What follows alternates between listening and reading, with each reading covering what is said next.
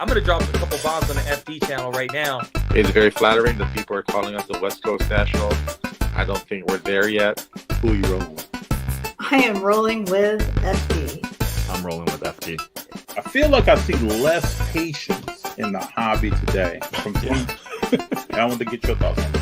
When you hear of the large dollar amounts now around PMGs, what do you think? What it takes for someone to spend that much money on any card. Fanatics did something tonight I had never heard about. They have a lottery. We got you on the line. Oh my goodness, we're both on the line. Hey, I don't think that the fact that they did Be Friends and Jackass is going to have any impact on how they treat sports cards. So I asked you, FD, since we're rolling with FD. Let's roll, man. What's up? I never would have thought a little piece of cardboard would change my life the way it has in the last 4 years. And the hobby is alive and well. Alive FD. and doing very well. Alive and well. You got to let people know who you're rolling. I'm rolling with FD. You got to let the people know who you're rolling with, man. Well, obviously I'm rolling with FD. What's up, everybody? How we doing? What's going on? So today is Monday, October 3rd. I'm happy to be here. Happy to be spending some time with you. It's going to be special. So in a little bit here, we're going to have Tonya on, Tonya H. She's going to talk to us about Formula One and a lot of other stuff. But before then, how's everybody doing? Did you have a good weekend? My weekend was pretty good. Had a chance to relax a little, work a little, enjoy some sunlight, you know. Demetrius, it's 8 o'clock in Chicago, and I'm rolling with FD. All right. What's up, bro? How you doing? October 3rd, 8 p.m. in Chicago. What's the weather been like there, Steve? Let's look up some Chicago weather. I know y'all got some seasons changing going on. 56 degrees right now, huh? Low of 49. It's coming for you, man. It's coming. You know we grew up in it. Local card collector. Here to cause trouble. Loco, I want you to know, man, you never cause trouble. You actually bring a little comedy to the program. Just a little bit of comedy, man. You know I love you. Perfect weather in the Bay Area today. That's good. Nothing like the Bay. Loco, you getting ready for another championship up there? You getting ready for Golden State Warriors to roll on some things? No, let me know who you might think the Utah Jazz are about to win a championship. Tell me what you're thinking. It says it's 55, but it feels like 40 degrees. I know that wind chill factor. That wind chill factor is no joke. Hopefully you all have a mild winter, sir. Very mild winter. Yeah, I don't see anyone beating the Warriors either, but I hear people saying different things. And that's all. It always makes me think, like, let me ask this question to my community out here. Is there a dislike for the Warriors winning because you want to see somebody else win? That's A. B, because there's like a Tom Brady, Michael Jordan effect where we're hating on greatness? Or C, something else? Which one is it? Because I'm scratching my head. I'm always wondering. I can remember years ago when the Bulls were winning, there was some hating on greatness going on. Hating on greatness. That could be a T-shirt or something. Just hating on greatness was going on. Yeah, look, I know you're a Laker fan. Warriors are too deep. Plus, they got Wiseman. I mean, so let me be Loco. Let's talk for real now. So, I watched the games in Japan. I like Moses Moody. I like Poole. I like Kuminga. I like Wiseman. And when you look at a young player like Wiseman, I'm all over stuff, right? You see him doing things that are beyond what you would see someone do at his tenure in the NBA. But you also see some things he does that you know he needs to learn. And he will learn. And that's going to be the fun part of us watching his development. But right now, I just saw our guest come on. We have Tonya H here, and she's going to break some stuff down to us about F1 and a whole lot of other stuff. Let me welcome Tonya. Tonya, how you doing? Hey, FD, how are you today? Good to have you on. Good to be here. Thank you so much for bringing me back on. I appreciate it. Oh, yes, ma'am. Yes, ma'am. Some people are just in here talking about the NBA. You watch a little NBA at all? I used to. But you know what I've been watching? I have been watching the it's on Hulu, and it's like the making of the Lakers. So definitely been watching that, and Okay. just seeing like the whole ins and outs of that have Okay. been just awesome to see. With Oh yeah. I saw a trailer for that. You did? Yeah, and it's like a new episode every week, so I'm like, "Oh my gosh, I gotta tune in and see exactly what's going on." Okay. Very good. Very good. So have you been, FD? It's been a little while since we've I've been good. I've been good. Just working and working. But I've been good. Good. Glad to hear. Same. What we're doing. Bring a message, have fun, have great guests on. I've been seeing that. I try to go to card shows, see what's going on in the hobby. Being a host of a card show, which we saw today. I'm going to be a host of the Elmar show by the Union Marketplace. So that's going to be a pleasure. I can't wait to bring a lot of energy to that entire weekend. So how did that come about? That's a good question. So, I go around to a lot of shows. And so I started getting to know people. And I talked to Wiley and Alex a lot. And I just started I brought them an idea about something a little while ago. And then we started talking about it more. Okay. You go to a lot of events and you see either someone hosting that event or a few people very prominent in the event moving around, kind of incorporating the crowd more, bringing attention to the crowd, talking to people, talking to young collectors, talking to vendors, talking to different people. So it kind of was born out of that. Oh, awesome. So it's all like, how many days is it? Is it multi-day, one day?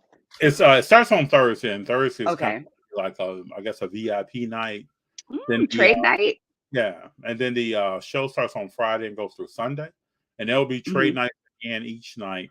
And everybody in the hobby kind of knows that you have a trade night. It may end at a particular time, but that trade night never really ends. So it just goes into negotiations the next day and the next day and the next day. The wee hours of the morning. I'll talk to some people and be like, man, I didn't get back to my room at 4 or 5 o'clock in the morning.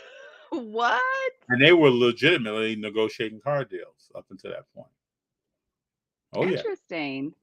Yeah. So because I didn't experience that, and I heard that there was a trade show, a trade night for the National, and they did Formula One cards. So I was a little bummed that I missed it. But if I go to the one in Chicago, I'll definitely make sure I go and see what the hoopla is about. Yeah, I think the National in Chicago is going to be nice. I mean, it's a great city. You're going? I think it's going to be a great event. I'm working to be there, yes. Good. Fantastic. I would like Hopefully me too, but been a little busy. Yeah, I think you'll be there. Something tells me that we need Tonya H in the house. All right, I got a few comments here. Yeah, and Glorious Jordan Poole kind of scares me too. I think he'll learn to slow down. I think that's what he needs. Local Card Collector says, I remember Tonya, welcome back. Hey, hi, nice to see you. Big John says, hey. Hey. Demetrius says, what's up, Tonya? It's good to see you again. What's up, everybody? James says, what's up, FT? I miss LA doing that preseason in Hawaii. Yeah, I remember. Ooh, have you ever been to Hawaii? Tonya H, big Legacy fan. Ooh. Tonya has been seeing Winning Time. Oh, have you seen Winning Time on HBO?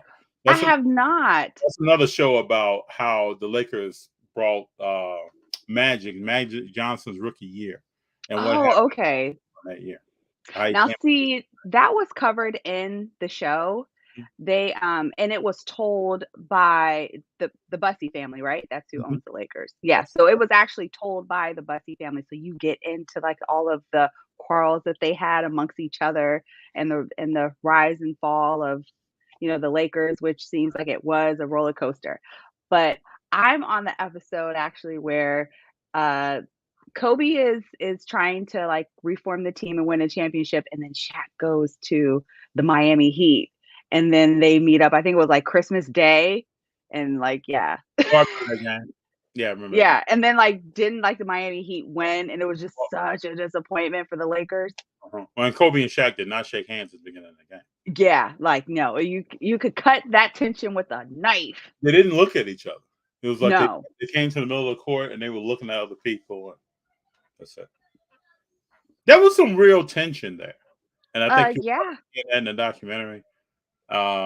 Just think about this though. You're the top player in the NBA. You're Shaquille O'Neal. Mm-hmm.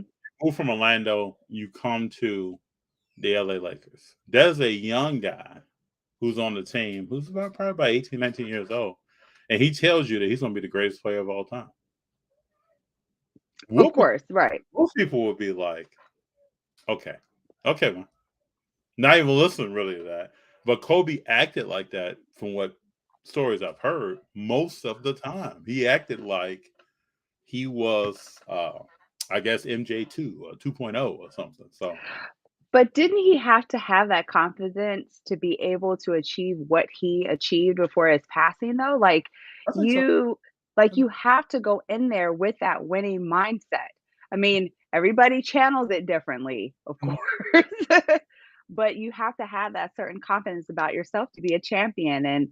And I'm pretty sure when he approached Shaq with that type of attitude, Shaq was like, man, this kid is dreaming in his dreams. I hope he wakes up. Maybe if I hit him a couple times and he hits the ground, he'll wake up. I think so. But what's interesting, if you learn, once one learns Kobe Bryant's background, right? Mm-hmm. He's living in Italy, living overseas as a kid. His father's playing professional ball. And Kobe said he always felt like he was an outsider. So he developed this, I'm going to do it by myself kind of mentality that took him back to Philadelphia to high school, and then they ended up taking him to the Lakers. So I think when he entered the Lakers franchise, he had that same mindset. Like, I got to win. I got to let people know who I am, and I got to win over people on my own. And I'm not worried about Nick Van Exel and all these other guys over here who tell me what I can't do. Because I remember watching games early in his career. Well, Kobe may come down the court. He has two people in front of him. He has people on the side he can pass the ball to. Kobe's not passing that ball. He's going to take it for himself, right? For himself. And sometimes he failed. Mm-hmm. And then, you learn from that. And disappointment and failures when you learn the most. So he needed all of those lessons. Every single thing that Kobe Bryant went through, from the time that he was living in Italy and conditioning himself to be a basketball player, all the way up to when like Shaq left and he had to go through all that stuff with his wife and everything, that conditioned him to be the person that he the legacy that he leaves behind. So, I mean, of course, we didn't see it at the time, but I'm glad to have been in the era of watching Kobe Bryant play, because I mean, I saw Michael Jordan, but I was much younger. Kobe Bryant, I feel like we kind of grew up together, and to see him reach the great heights that he had reached before his untimely passing was something definitely, it was great to see that. Yeah, Kobe and I are only 3 years apart. Really? And I mean, unbelievable.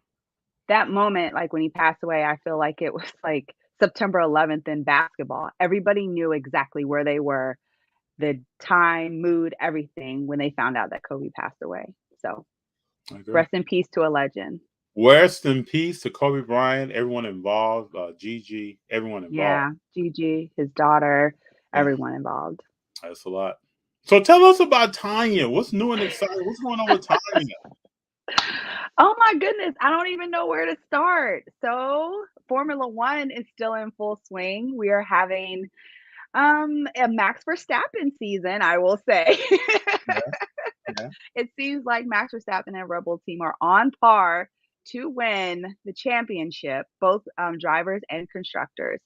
They have just left Singapore. They're on their way to Japan. So next week, Martha and I will be holding a clubhouse room, and we will be doing our watch alongs like we always do. This past Sunday, we were up in that room 7 a.m. with everybody from around the world, and we spoke all things Formula One and Singapore GP.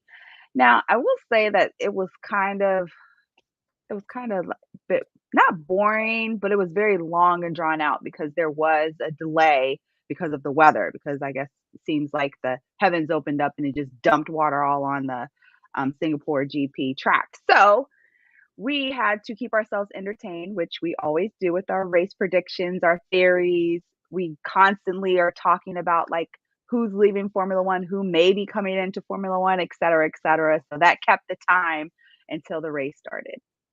Well, that's great. That's great. So I know now in November, the middle of November, November 13th. Yes, Sunday. That's right, Sunday. You're going to have a watch party. Tell people all about that. Oh my goodness. So Sunday, November 13th at 12 p.m. at Scotty Quick's in Virginia Beach, Virginia. Martha and I are going to be having our very first in-person live watch party. It is going to be spectacular, and we are going to watch the Sao Paulo GP, the Brazilian GP. And anyone who knows the Brazilian GP, last year, Lewis Hamilton, he did a stellar drive, absolutely positively stellar. And the people of Brazil love Lewis Hamilton. They have granted him citizenship in Brazil. So I thought that would be a especially considering the season that the Mercs have been having, to have a more like uplifting watch party. I was talking to Martha about it, and I was like, I really don't think that we should have one for Abu Dhabi, because I know there's a lot of Red Bull fans that are ecstatic that Max is going to win, but I'm just like, I just really don't want to see that. Yeah. I don't want that to be a memory of our very first watch party. But we are welcoming all fans. If you are a McLaren fan, if you're an Aston Martin fan, Red Bull fan, Mercedes fan, please come to our event. We're going to have door prizes. We're going to have raffles. And it's also a fundraising event. It is the proceeds, 100% of the proceeds raised in the fundraiser is going to go to a veterans fund for Virginia. So every dollar that we raise is going to help veterans, their families, in the state of Virginia. So, feel free to DM me, contact me, reach out to me. I will help you, figure out hotel accommodations. It's going to be an amazing weekend. We're going go-karting. We're going to go to the movies and see Black Panther because that opens that Friday. And then we're going to go karting and watch qualifying on Saturday all together. And then Sunday is going to be the big day. We're going to have the watch party on Sunday. So while we're here, let people know how to contact you.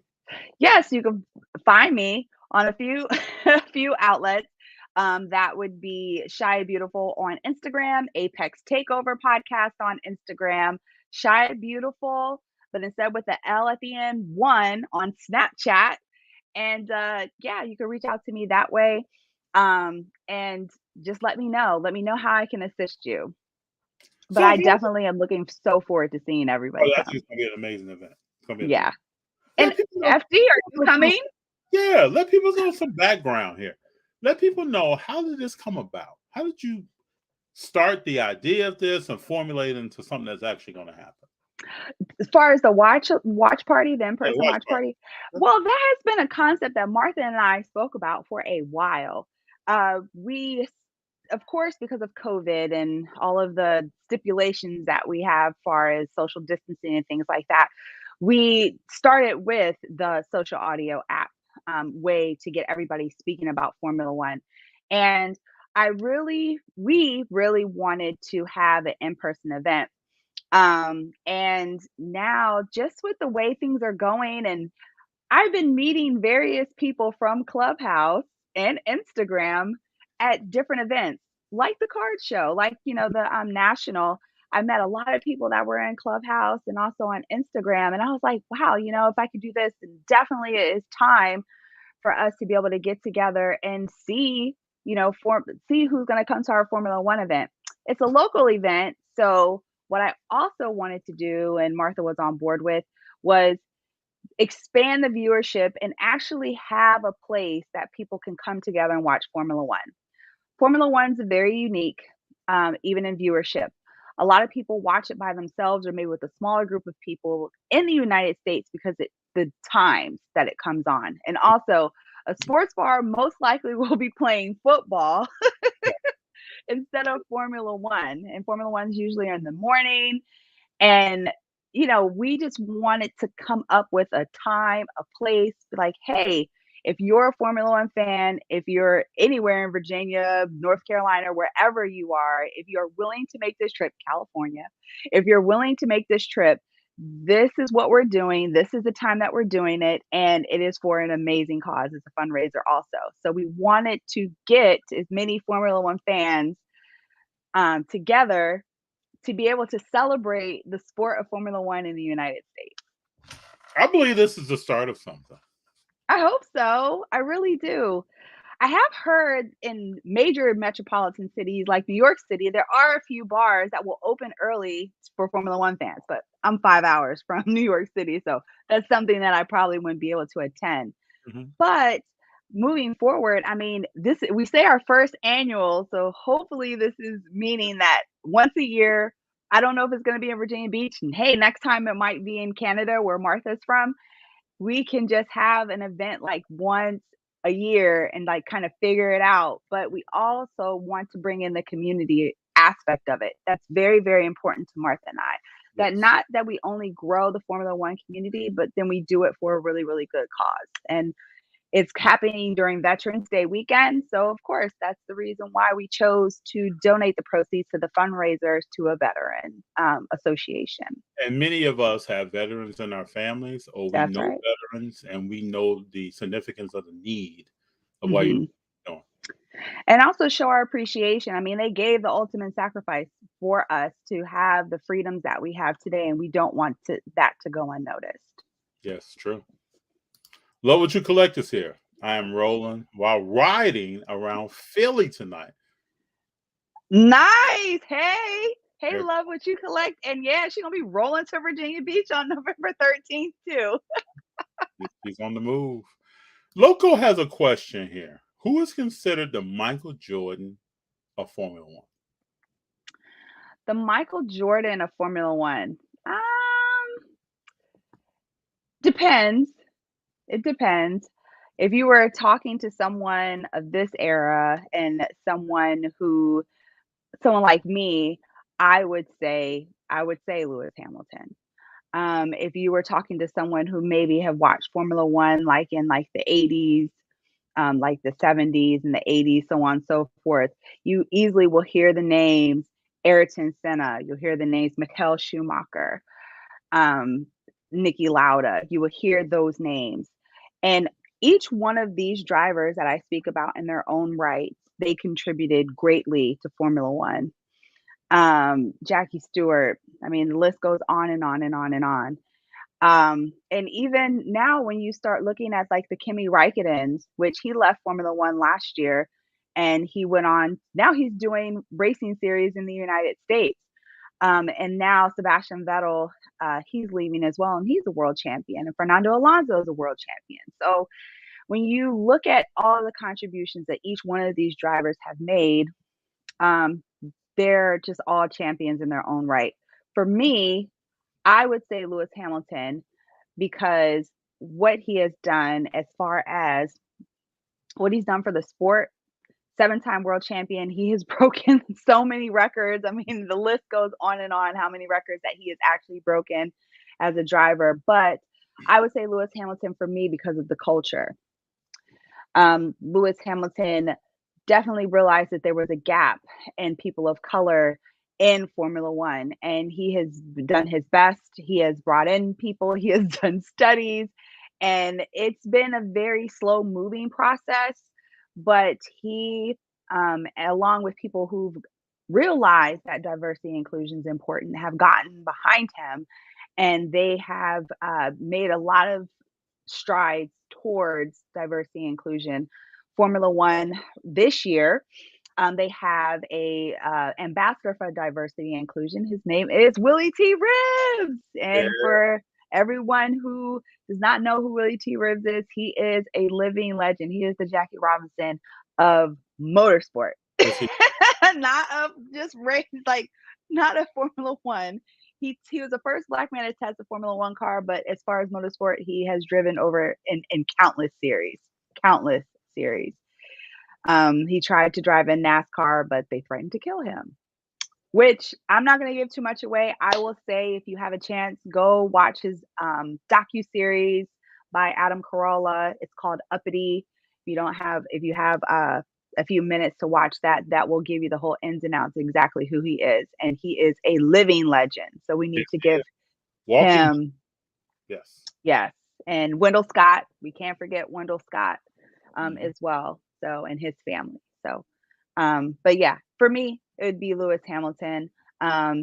Next to Lewis Hamilton, definitely Ayrton Senna. I mean, I wish that I could have seen Ayrton Senna race. Yeah, it would have been a pleasure. Yeah. I got a question. Person.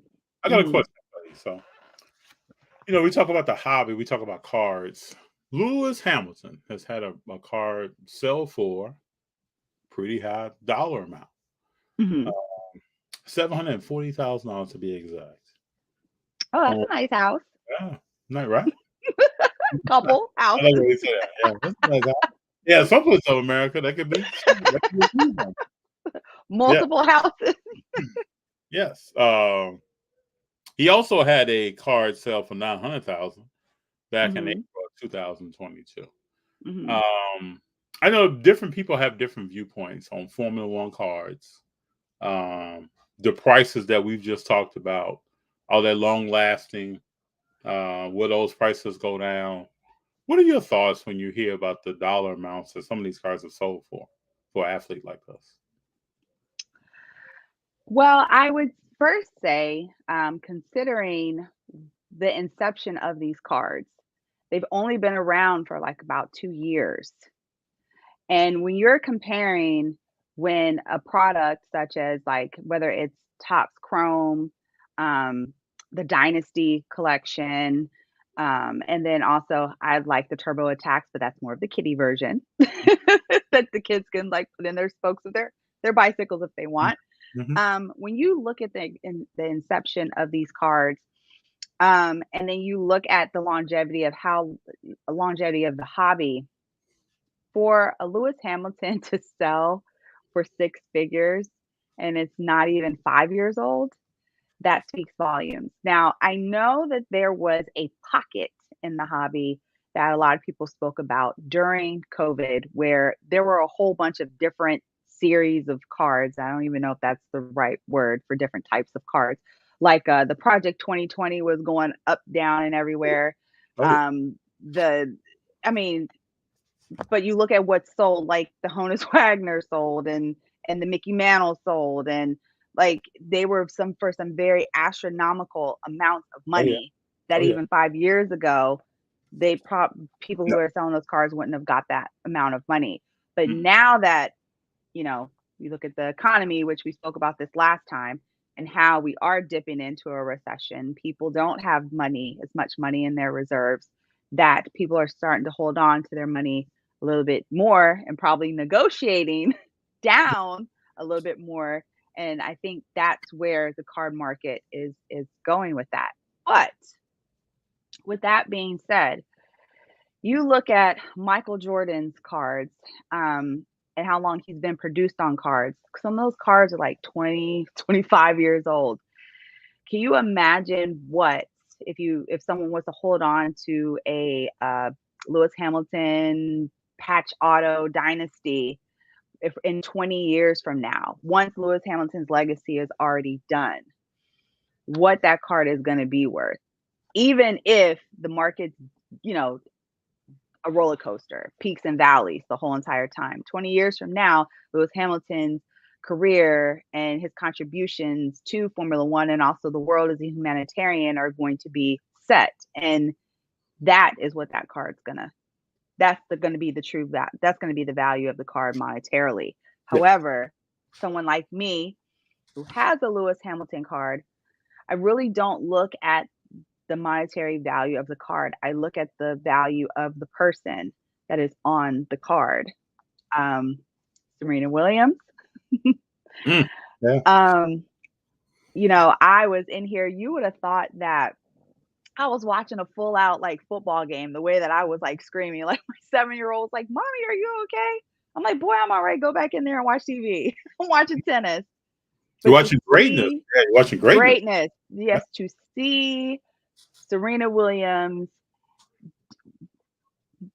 whether she won the match or not, that was watching greatness. That was watching a moment in history for me. And to me, she's the GOAT. Now, her and Lewis Hamilton, which a lot of people don't know this, her and Lewis Hamilton are best friends. Best friends. And I can kind of see why, because they got a lot of similarities. They've gone through a lot of things, especially look at tennis as a sport, look at Formula One as a sport. They most likely, well, I'm not even saying most likely, they did experience the same experience of being, you know, the only, you know, person in their era, Black person in their era in their sport, you know. I'm not going to take anything away from Arthur Ashe or Althea Gibson or anything like that, but it's a different generation. Yes. Yeah, but for our generation. So I will always cherish both of those cards, which I'm happy I have them both, but because of the legacy and what they meant to me, what I saw in Serena Williams as a Black woman doing damn near the impossible and be a mother and a wife and everything that she had to deal with and that determination. And I love the sister moment when she said, if there was no Venus, there wouldn't have been a Serena. And I was just like, gosh, I really broke down on that because I have a sister too. And I feel that way about her. And if you go back in the sport, like she had to get past Venus. Venus was #1 in the world. Oh yeah, she was. Yeah. Oh, yeah. She sure was. And she did a banger of a job too. And just seeing the whole family there and everything that whole entire family went through to be able to get these women and the hard work that these women had to put in at a very, very young age, that sheer drive and determination, much like Kobe Bryant. I mean, they're the heroes. True. Sports Card Show has a comment here. Interesting insights. I would say 30 years from now, Hamilton will have a lot of items to remind us of its legacy. How much value would a dynasty card from 2020 hold? Well, I mean, it's up to the person, but in the hobby, when you look at the signed, anything that Lewis Hamilton has signed, when you look on eBay, I'm not going to tell anybody what they have that is autographed by someone, what it means to everybody in the world, because it doesn't matter. If it's yours and you have it, it's what it means to you. But just when you look at it as a whole, say like just on eBay, you look at like the signed posters, even the signed hats that he's done, they sell for like maybe $200-300. Saw a couple things for like $100, but it's something about those dang on trading cards that I don't know if it's because of the history of the hobby and the weight that it has carried as far as all of these other cards that have been encapsulated and what other word can I say? Slabbed. And slabbed and just basically been everyone wants one. I would say for me, because I'm a hobby collector, the cards I would love, even though I don't have a dynasty card, but I would love to have a dynasty card. But I think Ziggy knows here that, you know, there are trends in cards over time. Of course. So a Lewis Hamilton card from 2020, a dynasty card, we don't know as we sit here today how much more collectible cards are going to hit the market for Lewis Hamilton. How many of them are going to be signed? We don't know that. How many of them are going to have a piece of material that he wore? We don't know that. I mean, we can look at even like Jordan cars, Shaq cars. We know some Shaq stuff is overproduced, but even like Mike Jordan, the '86 Fleer at one point when other cars started coming out that was harder to copy and duplicate with greater technology in them. That was a time in the hobby before grading that more people were lured towards those cars, and the '86 Fleer was over here. And anybody probably been around for over 15 years, 20 years in the hobby or more, remember these times. There are times when Star Jordan that now PSA is grading, it was being counterfeited. Most people didn't want to touch it. They didn't want to buy it. So there are things that change in the hobby. But I think when people say, well, how much more material is going to be out there, that could hold true. This comment right here could hold true for every athlete that probably has a card out today. But it doesn't mean the cards that are being produced right now of a John Morant, who has all kinds of cards coming out, won't be well sought after. And I'll also say this too. When he says a dynasty card from 2020, that is the genesis. Everybody likes the first. Sure. When I was at the National Card Show, I was looking at all of the Jordans that CSG had that were signed. Okay. And I'm looking at them and I'm like, wow, they have reproduced this shoe so many times that even my 7-year-old now is walking around. He has no idea. If Jordan walked past my son, Jordan, he wouldn't even know who he was. So the mere fact that if you are able to get these cards from the very beginning, and it's 2020 and you have one, and now it's 2040, that card is always, in my opinion, going to hold value way more than one that was maybe produced about 5 years after. Very, very true. Loco had a question here. Do you think we will ever see the day where we can take a 30-year mortgage on a sports card? I don't know. Loco, I don't know. Well, I mean, see, and this is where I feel the whole blockchain and the whole NFT thing comes about, because now, during COVID again, that has been another craze that everyone has been talking about with the NFTs of like NBA Top Shot. Please, nobody shoot me, okay? Because real card collectors do not like people talking about NBA Top Shot. I don't even know if it's still a thing. FD, is it still a thing? I don't know if it is. Okay. But with there was talk about how somehow an NFT can be like, say, a NBA Top Shot, right? Just as an example, I'm not saying that this is going to happen, but somehow can be valued at a certain amount, and then you could kind of like cash it in as like Ethereum or something like that. And even now, mortgages and buying homes and stuff like that is being done on blockchain. So, I mean, that is a form of cryptocurrency in its own right. So to be able to make the bridge between the two, who knows in the next 25 years, possibly. Yeah, we have Sam here, the sports card collector. Sam, what's up? He says, what's up, FD and Tonya? Blessings to you both. Blessings. Oh, thank you. Thank you. It's been a while. I hope you're well. Yeah, good to see you, Sam. What are the questions that I have for you? If I was a person that wanted to learn more about Formula One, I see your excitement. I want to watch. I want to be able to follow. I want to know some of these top drivers. What steps would you recommend at a high level that I go through in order to be able to learn more about the sport? Well, Formula One's so multifaceted. People are drawn to Formula One for different reasons. One, it could be someone might see a driver that they relate to and they want to know everything about that driver. So, or a team like, the Tifosi, the Scuderia Ferrari, they've been around forever. And, if you're in America, everybody wants to have a Ferrari. If you love sports cars, right? Yeah. So people are attracted to Formula One for different reasons.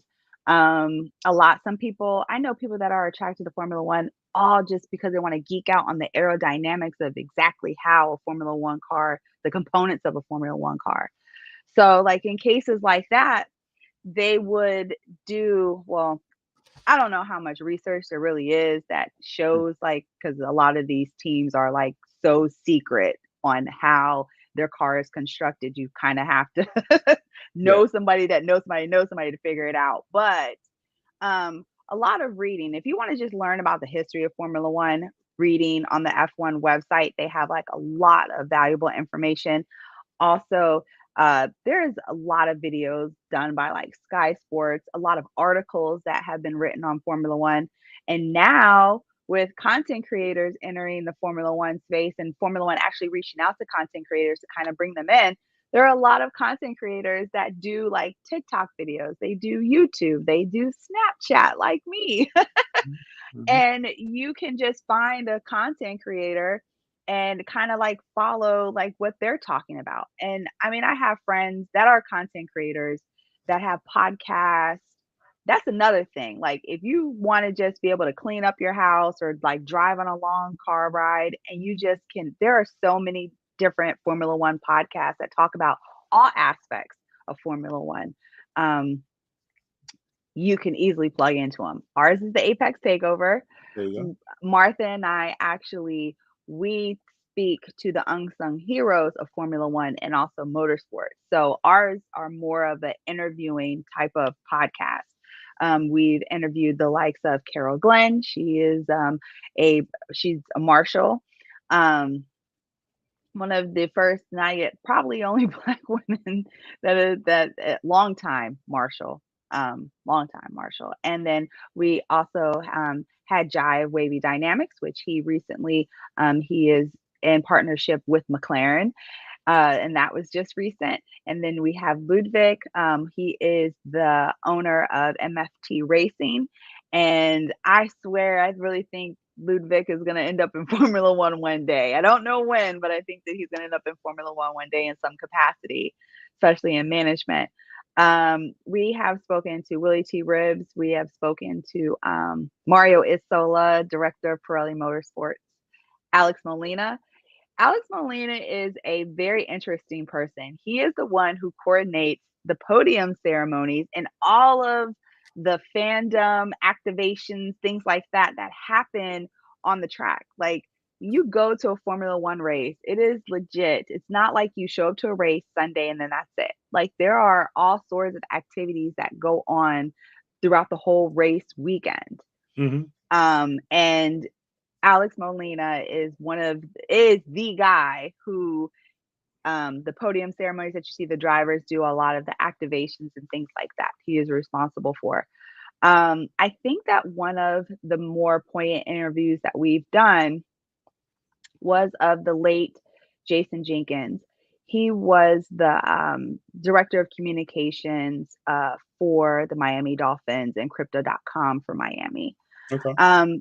His interview was very significant to us because he brought a lot of diversity and inclusion of the people of Miami Gardens into Formula One. He was very intentional on doing that. And in a climate now where Formula One, there are still a lot of issues that Formula One has bringing more people of color into the sport.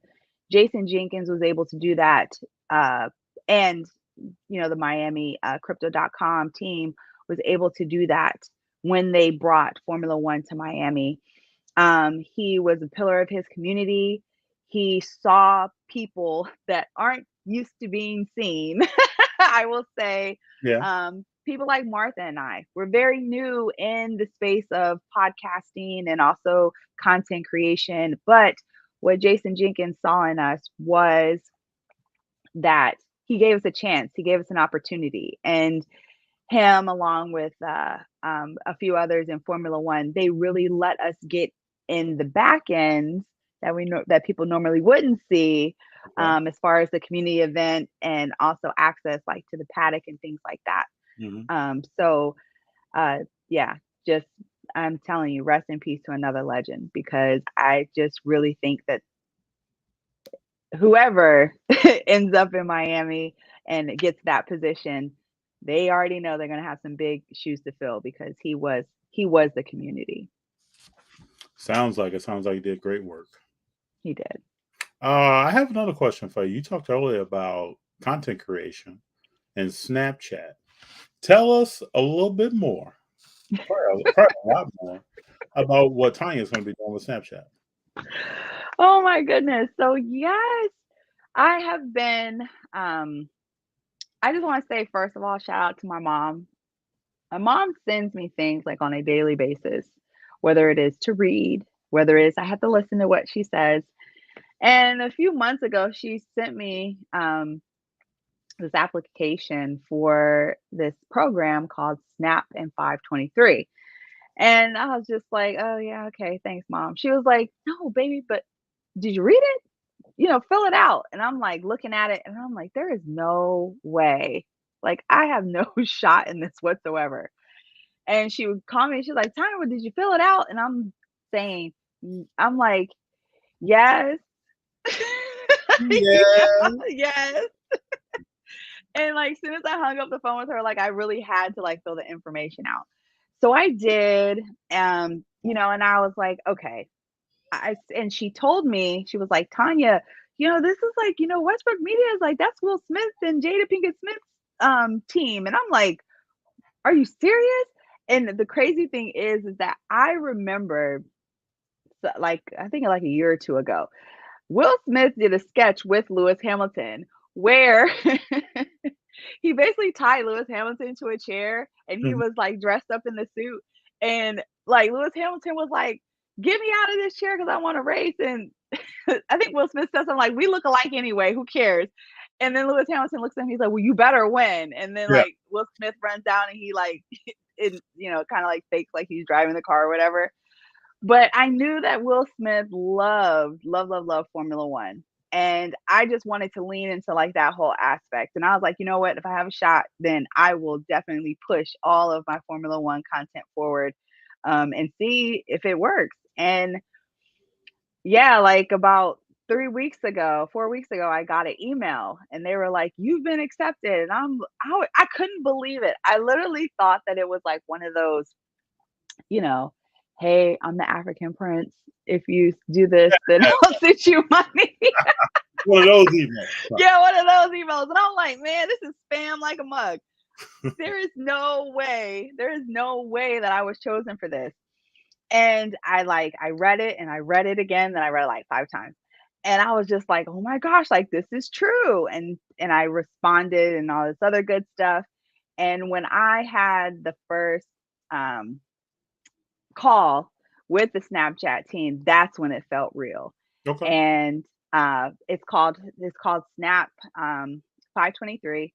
And basically what Snapchat is doing, they are helping jumpstart 25 Black content creators and to launch them into the career of being social media influencers. And they want us to be successful on whatever venture that we do, whatever partnerships that we have.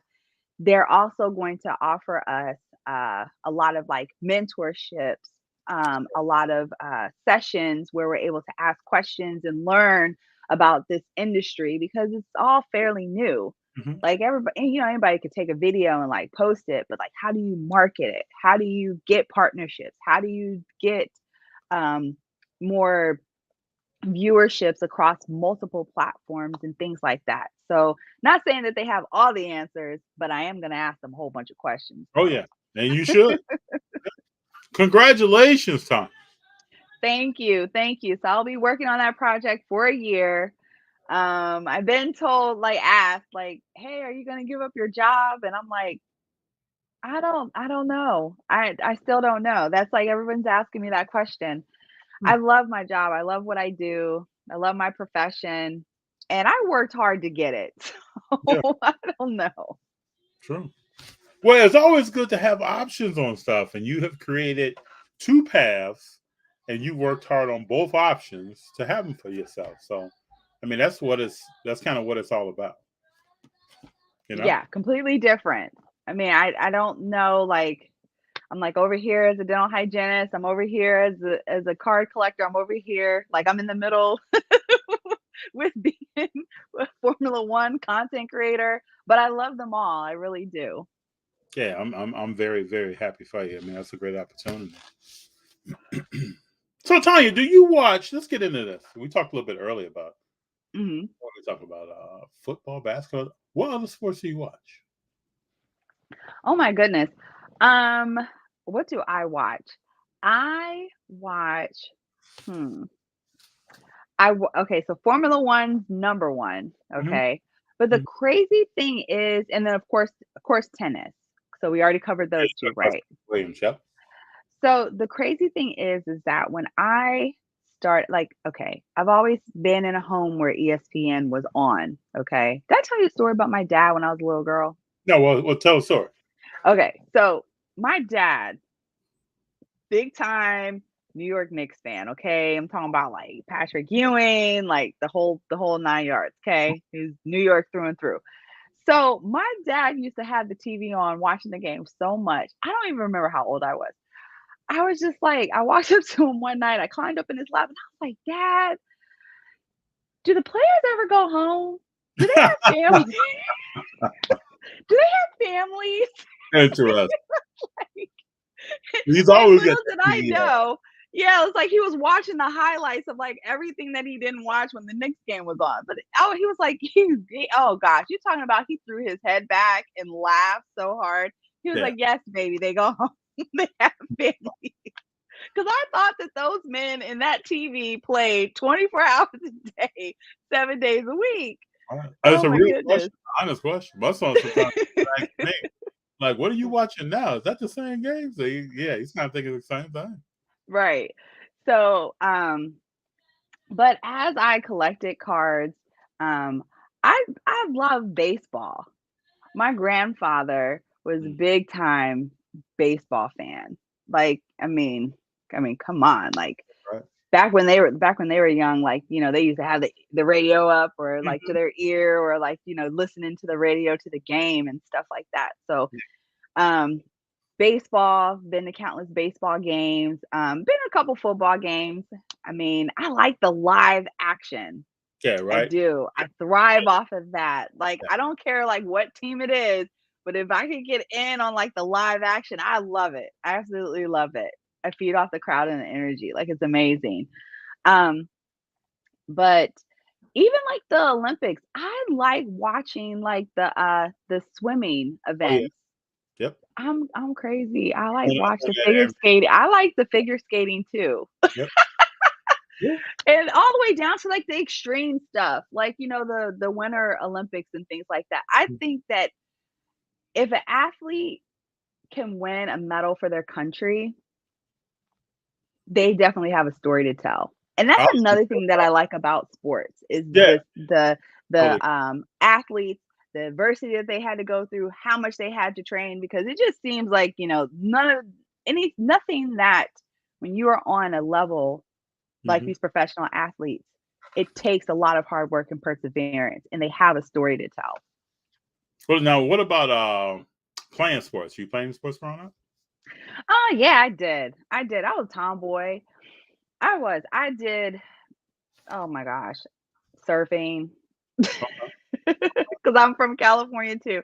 Okay. I did surfing, bike riding, softball, baseball, you name it. I pretty much did it. Kickball, even though that's not a sport, unless I think it probably is a sport, not professional. But yeah. But in high school, don't get me wrong, I was constantly approached by the track coach, by the basketball coach, because my dad was in the military, so he moved every 3 years. So every time we went to a new school, they see how tall I was, and they're like, "Oh, put a basketball in her hand." Listen, nope. I was like about 7 or 8, and my parents knew that I was going to be tall, and they took me. I'll never forget. It was in San Diego, and it was called Rocket Park, where they took me. And my dad, told you, big time Knicks fan, right? So my dad's like, he's dribbling the ball. My mom's up there, shooting the ball, and I'm like, okay, I can get with this. I can get with this. So my dad goes up, and he shoots the ball, and it bounces off the rim, and then it comes back towards me, right? Okay. So any other person will put their hands up, move out of the way, do whatever. I know how silly I am. I'm looking at the ball approaching my face. Wow. Do absolutely nothing, and it smacks me in my face. And I was like, this is it. I'm done. I'm not We're playing done with that right there and there. It was it. That was it. But I did run track. I ran track, Okay. ran hurdles, the 4x4, all that stuff. Okay, yeah. Long jump, triple jump. Yep. Tried discus and shot put too. So Okay. All right. So in high school, I threw discus and shot put. you did shots. Yeah. You were the one. Were you the one in the class with your shot put constantly doing this? Yeah. Constantly making that motion. And I was on the football team in high school and in college. What position did you play? In high school, I played every line position, defensive and offensive. In college, I played right offensive guard. Nice. It feels like a lifetime ago, but it did occur. It did occur. Hey, you look like it though. Look at those shoulders. You look like a football player. I know whenever we start talking about sports, stuff comes up from the past. I remember being taught, going through those things kind of apply. But in my own personal life, like some people I work with will ask me, like, did you play any sports? I don't walk around and talk about, man, back in the 90s, man, we were, I don't it doesn't come up. I can't tell you how many times I get the question now, did you play something growing up? Because I really don't talk about it a lot. I get it all the time. Yeah. How tall are you though, FD? Like, how tall are you? I'm 6'3". Okay, so because that's the reason why. Because you're tall, you look at the shoulders. Look, your shoulders taking up the whole entire screen right there. So it's just natural that you would think that, hey, he did play sports. I mean, people say that about me all the time. I'm 5'11". So they're like, oh no, like she definitely played. And I'm like, oh no, I really didn't. Everything in fact that you just named is somebody probably over 5'8", 5'9". That coach is thinking, I'm gonna put them right here in this event and let them go for it. Oh yeah, they tried it. They're like, just show up to practice one day. I was like, no, I'm okay. I'll go over here and run track. I never forget one time in high school. I tell this story. We go to an indoor meet. I'm there to throw shot put and discus. And so a few people on the team didn't really show up for the meet. Like they weren't on the bus. So we get to the meet and the coach is like, I guess he was thinking the parents are going to bring them or something. Never happened. So we get to a 4x100 indoor, I think a 4x110 indoor race. And the coach comes to me and says, do you want to run this? And I said, what? I said, yeah. So it's the only time that I ran with a baton and did pretty well. My split was pretty decent. Okay, so handoff was good too, right? Handoff was good. I had never done this time. I watched it on TV. I watched a lot of Olympics and races, but I had never practiced that. And we didn't come in last place. Awesome. That's a cool high school story, Yeah. Yeah, I started bugging the coach, like, you gonna let me run that again? No. You were the stand-in. You were like, no, they showed up today. You can go back.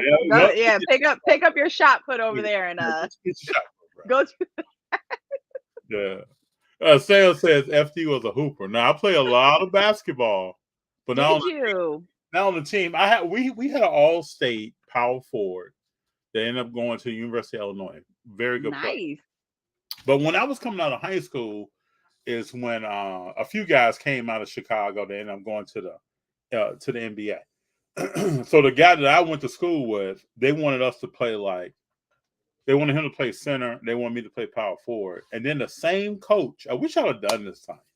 The same coach coached baseball, and he wanted me to play first base. So not only was I in football, also doing shot put and discus, he wanted me to play basketball. And he wanted me to play first base. So that means the whole school year I've been playing a sport. Right, yeah. Well, on the flip side of that, right, I had a high GPA. So I was ranked high in my class. So I thought, well, I don't want to give up my ranking I need some time off, which I really didn't. Come on, you're in high school. You have energy for days. What are you talking about? Years old, you don't need any time off. So that's my biggest regret of high school. is not playing all 4 sports in one school year, or even 2 school years. I mean, I think that would have been fun. That is crazy. So that's why now with my sons, if they came to me and said they wanted to do something, we got to be in shape. We got to take it seriously. But I would want them to go for it, go do it, and not just be so on this. I mean, academics is very important. Yes. Go out and experience something. And I think if I would have played basketball, because I was a decent basketball player, rebounding, running the court, playing defense, stuff like that. And I think if I would have played first base, I think that would have been an exciting school year.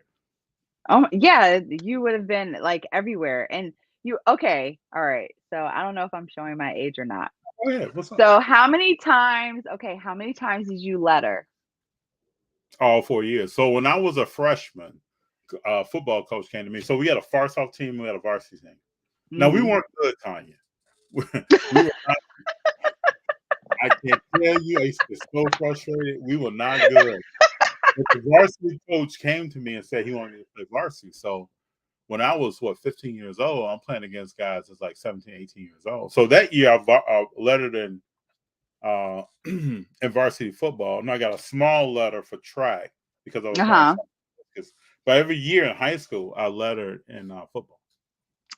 Weren't those like the cool things that we loved about high school? Like when I got my letter, because I went to school in Italy and then I came to Virginia and I finished high school, and I did not letter in Italy, which I felt like the letter jackets that we had in Italy, like all of like some of my friends had them. I thought they were so cool because it says Sigonella, like Sicily, Italy on the jacket.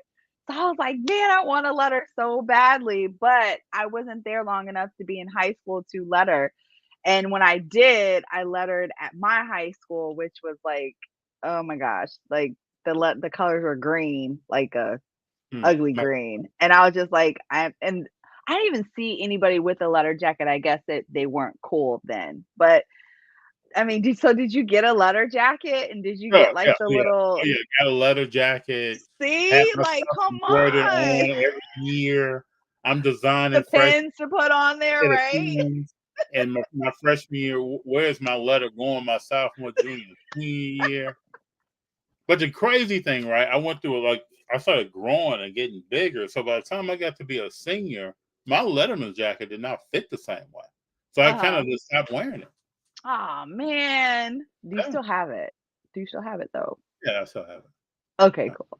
It's in Chicago. Okay.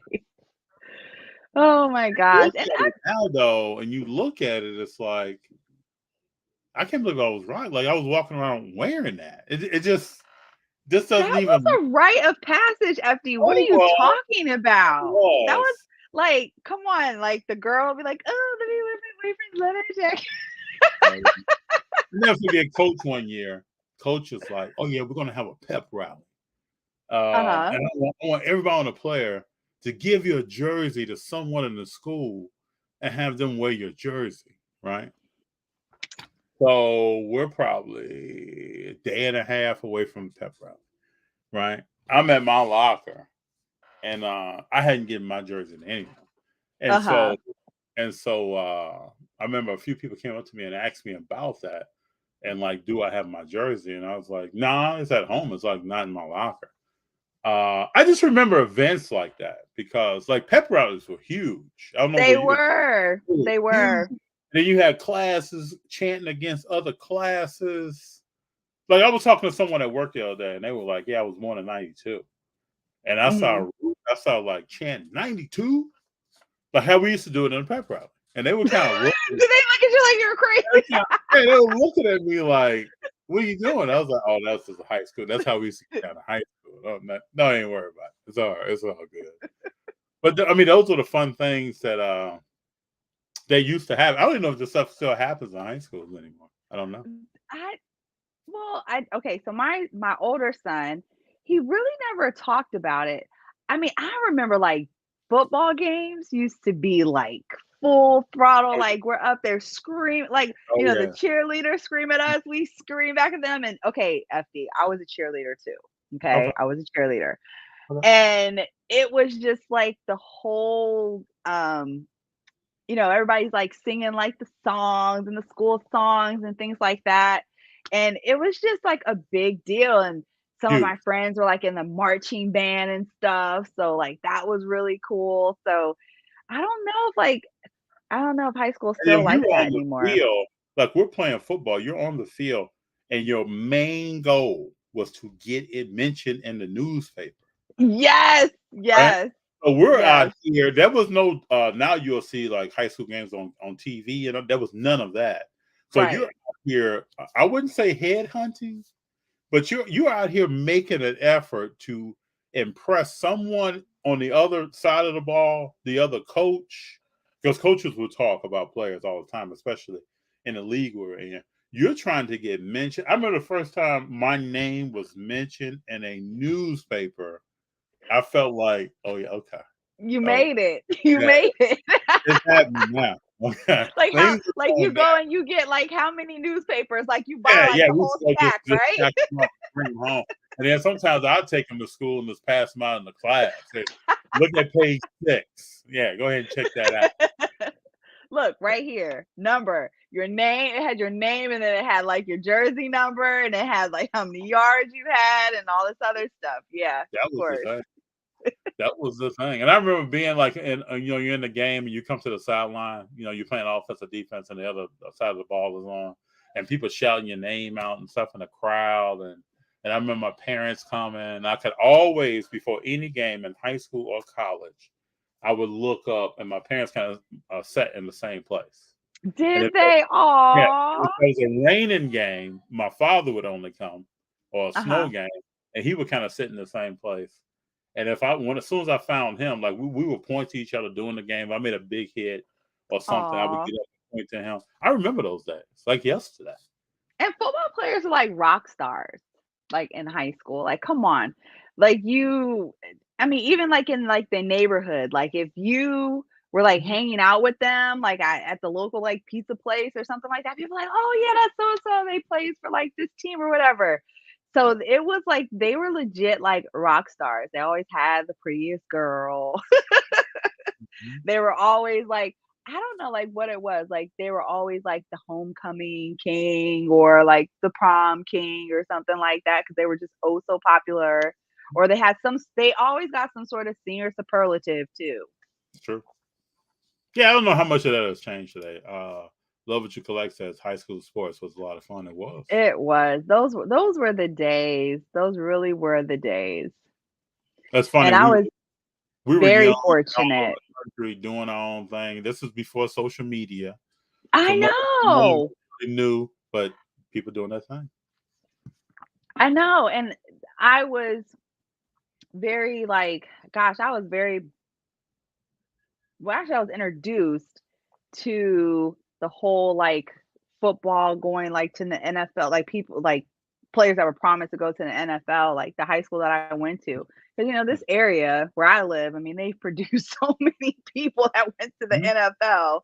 Oh yeah. So it was like even like there were some there are athletes that even came back to our schools and we were like, oh my gosh, they're in the NFL right now. So it was just to grow up in this area, to finish my last couple years of high school here it was different because there were a lot of people that were going to the NFL and noticed and written in newspapers and all that other stuff. And like getting a lot of like national media attention type thing. So it was cool. It's just interesting thing about it. Again, that seems like a whole lifetime ago. It does not. Come on. Yeah, it does. I don't feel that old, okay? I'm not even gonna say that, But look, it came right back, especially when I talked about, did you let her? You were like, boom, yep, I know when, I have the jacket, like the whole 9 yards. Because I remember, like, will that ever come back? Like, will the Letterman jacket ever come back? I remember we ordered our jackets, and they arrived at school, and then there's some chatter throughout. By the time we got to like fourth period or something, there was some chatter that the jackets were in, and then people were just getting up and leaving class and going. I love it. Getting their jackets, yeah. Oh my gosh, I love it. Those were the days. So now, what about your time in Italy? What was it like? Oh my gosh. I will say this. Italy, I didn't appreciate living in Italy until I got much older.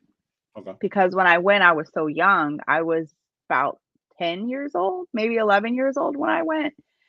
And it was different. There were no cell phones, there were no pagers, there were no ways that your parents, it was come home when the street lights come on type thing. Mhm. But like where we lived in Italy, by the time I was like 10, 11 years old, my parents used to let me and my best friend walk around Italy, like walk around our little town. And we got so immersed in the environment. Like we did not live on base. Like traditionally you didn't live on base until like the first couple of years you were there because you were on a waiting list to be Yep. moved on base. So you lived out in town. And I remember me and my friend, we were 10, 11 years old, and we used to just walk around this little Italian town and go to the piazza and eat gyroso chicken and just go exploring. And there was an Italian family that lived underneath us, and their daughter was maybe like a couple years older than me. And I remember when I first got there, I really didn't know like anybody Mhm. in the base, but I mean we didn't go to base a whole lot. So my parents and I could not speak any Italian like whatsoever. And she was like, "Yeah, I wanted to, take your daughter out in town and things like that." And my parents said yes. And me, I'm like, "Okay, my parents said yes, cool, let's go." And I got dressed and I went with her, and I really like I hung out with her and her friends. They were just typical teenagers, but like they were on mopeds, they would smoke, they would like there was just like a whole bunch of stuff like that they would do. They took me to like this really cool like party and we stayed out like late. And my parents, they let me, what I loved about my parents is that they let me get immersed in the Italian culture as much as I possibly could. Um, but then I started hanging out with like more kids that were on base.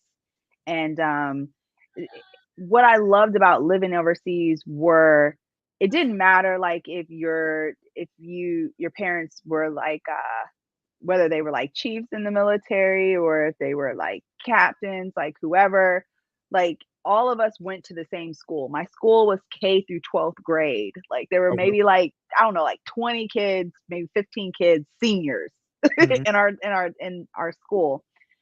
And even like Department of Defense teachers, their children went to school with us.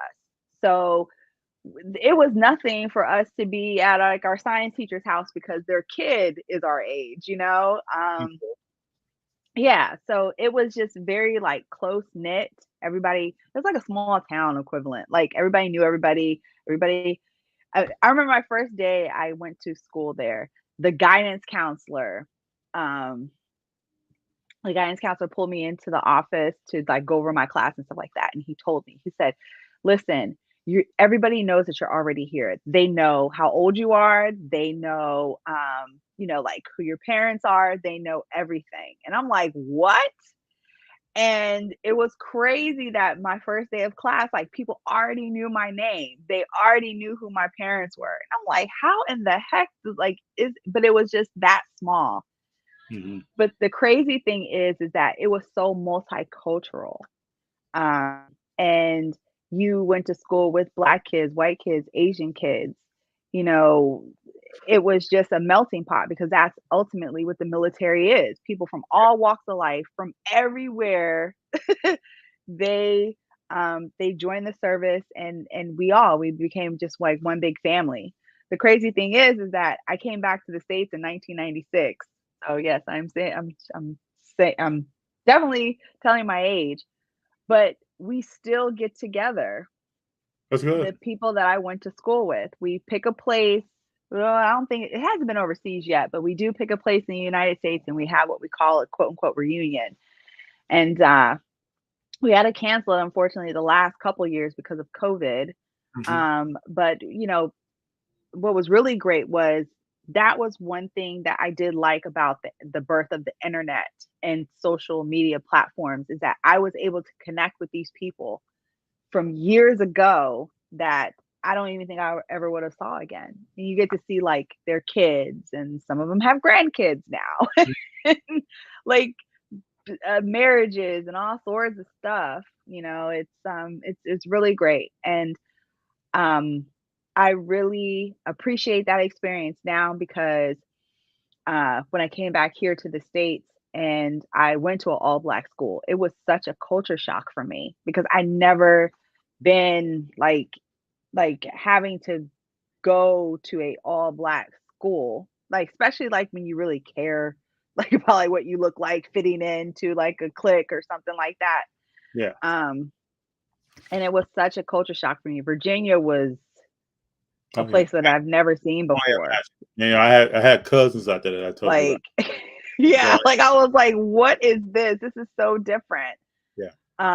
But with me being in a military family, you learn how to be able to get along with people, find some sort of commonality, doesn't matter what it is, with anybody that you come in contact with. And that's definitely carried me on to my adulthood for sure.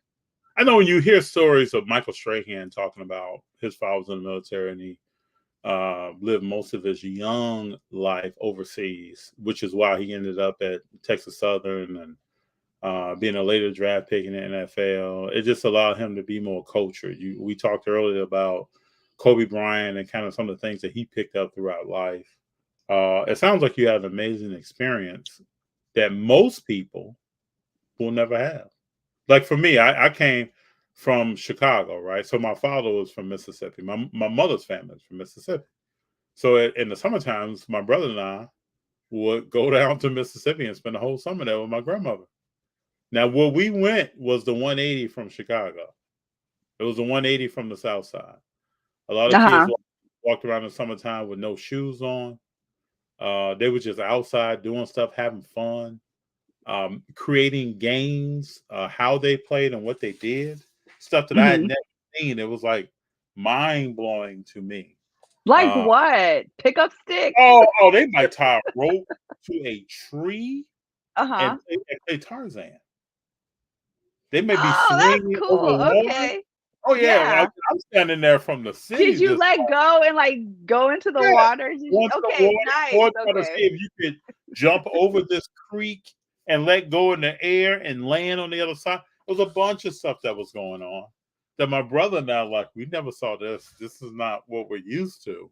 But our grandmother was like, you got to get out and experience stuff. Like, you're not going to sit in the house.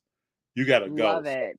So when you tell a story about walking around, we would just walk all around that town from my grandmother's house, probably 15 miles to 10 miles down to where the railroad station was. And that was kind of the hangout for the older people and the older males in the city. Interesting. And we would end up walking back, going into some stores. You may have some small change in your pocket to get a pop or a soda or whatever, or get something small to eat before you came back home. But that kind of helped start to shape me that everything is not Chicago. Good. And that's good. Yeah, and that was the cool part of it. The temperatures were different. The bugs that you saw outside. Yes. I mean, all this stuff is completely different. I never forget one time I'm on the street and this kid is making fun of me because I have shoes on, and they start saying, "Oh, your feet are so tender, you can't walk on the street." So I was like, "What?" So I pulled my shoes off and pulled my socks off, right? And it's like a 95-degree day. And as soon as I touch the black top, I'm like dancing around to get to some grass. And these kids were literally, when people say rolling on the ground, laughing out loud, these kids were literally. I believe it. Rolling around. Look at this dude. Look at this guy. They used to race like where my mom's from, like seriously, like because that was the thing, like you raced in the middle of the street, like look, I can beat you, yeah. But there were some people that would take their shoes off and race and they would be floating down that street. And Some people one time faster I than those did people. it, man, they tore my feet up. I said, yeah, I'm not doing It's just no, I funny feel stuff. you. Yeah, it's just funny the stuff 100%. that goes on when you're a kid, and some of the things that we used to do to entertain ourselves. I don't even know if people do anymore because there's so many different ways now to entertain yourself. When you No, went they have outside, roadblocks. yeah, you just had outside. So you better come up with something outside to get this going, you know. Oh yeah. Like we when we lived in Pennsylvania, the main thing, one of the things that we did were ride bikes through the old abandoned coal mines. Okay. Now, talk about like scary. Like if one of my sons were to tell me now, like, yeah, I'm gonna go and I'm gonna get on a bike, mom, and I'm gonna ride bikes all through these abandoned coal mines, I was like, no. What if one of them falls, all the rocks cave in and you're stuck in there? I'm not even gonna know where you are. Right. But those were the things that we did. We just walked on like these trails. We went, like you said, you rode your bike and you went and got ice cream and all sorts of things. But yeah, like now, Like I remember kids would get on a what do you call it? The when you get on a seat, the chain, you go back and forth, swing. Kids would get on. yeah, Kids would get on swing, right? you forgot to swing. Okay. Kids would get on swing, and then they would go back and forth. Then that would get boring. So then they would start looping. Yes. They would start looping To make it faster. My cousin came out one time, and he's from Virginia. He starts looping, right? He starts looping. He gets to the height of the swing in the air where he's upside down. Chain pops. This thing propels him probably 8 feet away from the swing. He hits the ground, knocks the wind out of himself, dust and dirt, because it's a very dry day. Dust and dirt goes everywhere. My brother and I lose it. Like I'm laughing. We laugh after we find out he's okay. We check him. Are you good? He's like, yeah, I'm good. We start laughing from the point of that happening to probably about the 5 to 7 minute walk back to my grandmother's house. And as he tells her what happened, we're still laughing. Oh my gosh. But you heard the chain pop, and you saw this guy that's go flying. Hilarious. Oh my gosh. And then he lives to tell about it, right? Like no broken bones, no nothing. That's we're grown. We're grown. He comes to visit me in LA, and we're sitting having dinner. I remind him of the story. He's like, "Oh no, man, I don't remember that. That happened. I really don't remember that." I said, "Well, maybe when you hit the ground, it knocked your memory out of your head." I don't know. But my brother and I talk about this all the time. Oh my gosh. I do remember this though. I do have a fond memory of the very first time that because I've always liked cars and like little Hot Wheels and things like that. And but it's something about the very first time I got into a go-kart. That was it for me. And the crazy thing is that it was in Italy, believe it or not. So I don't know if that makes me honorary Tifosi. Don't let Martha hear that part because she'll be like, that's where you're getting this Tifosi stuff from, because you were in Italy, you were in a go-kart. So I remember they had like a center that us kids can go to and we can sign up to do different things out in town. And they had this excursion of all, you sign up and you pay money and you go to a go-kart track, out in town in Italy. So I was like, I went to my friend at the time and I was like, hey, do you want to go go-karting? And he was, oh yeah, like let's go. So I signed up, he signed up, and there were like a couple other people that were signing up. So when I get on the bus, the van, to go to the go-karting place, I'm the only girl. And I was like looking around, I was like, oh my gosh, I am the only girl going to the go-kart track. But let me tell you, FD, it was so much fun. And for me now to go to a go-kart track in Italy would be like the ultimate prize, right? But I took it in at the moment, but I did not realize until now, like, gosh, the very first time I ever driven a go-kart was in Italy. Like, how many people can actually say that? That's right. And it was such an awesome experience. So it's just like one of those things. I feel like when we're younger, we do not sit back and actually look at all the experiences that we're going through. We're just in such of a rush to grow up. And I swear if I could do anything different, I would live in those moments just a little bit more than I did. Because I remember, you know, I always like to do different things. I never want to put myself in a box. So one time we had, I think I'm in like 6th or 7th grade. We have a guy named Jerome. Jerome is in school, never wanted to play football with us. Okay. We used to play touch football. Never wanted, no interest. So one day I come to Jerome and I said, Jerome, why don't you play with us? And he's like, oh, well, I don't have any interest in that. And he would jump rope. Like he would do, you know, back in the day we used to do double dutch, yes. Would do double dutch, right? So I tell Jerome that day, but you got to play with us. And he was like, Faith, I have no interest. So I was like, let's do this. I'll come over tomorrow. I'm going to jump rope all recess long. Right? You. Okay. Yeah. All right. No trip now. Double dutch. No, I got into double dutch in 8th. You were doing this, right? I'm going. So then I come over one day, jump rope, the whole recess. Kids are like just loving it. They call the teacher over, like, you got to see this. They start going, and I just jump in and start jumping. The next day, Jerome comes over and plays football. It's like the only day he ever does this, and catches every pass thrown to him. Those are the ones, right? Catches every pass. Tells me later, yeah, I had fun, but that's still not my thing. I said, man, I respect it, bro. You at least came over, and you opened my mind. I came over. I still talk to people now about my double dutch. Yeah. So, hey, wait. So you still got it? Yeah, I can still jump rope now. You still can double dutch. Yeah.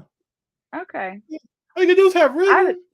I know, but look, you used to get tore up. Okay. Oh yeah, if you didn't know what you were doing, rhythm, you were gonna be roped up by the time recess is over. Right.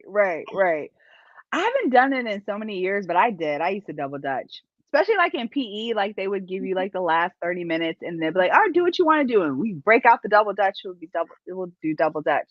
But the crazy thing is that story is so funny because my older son, he did cross country. He was a runner. Okay. And I remember when I was married to my ex-husband, he liked he liked baseball as well. He did. It reminded me of my grandfather.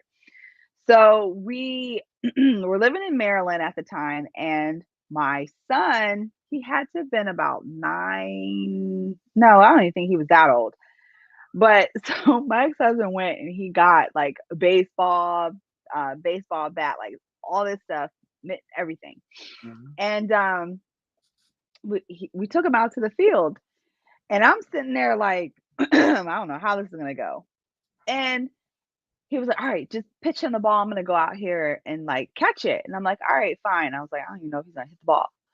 And he was like, he kept saying, can we go now? And I'm like, no, just like throw the ball. So we throw the ball. I throw the ball, and I was so rusty, it went right for his head.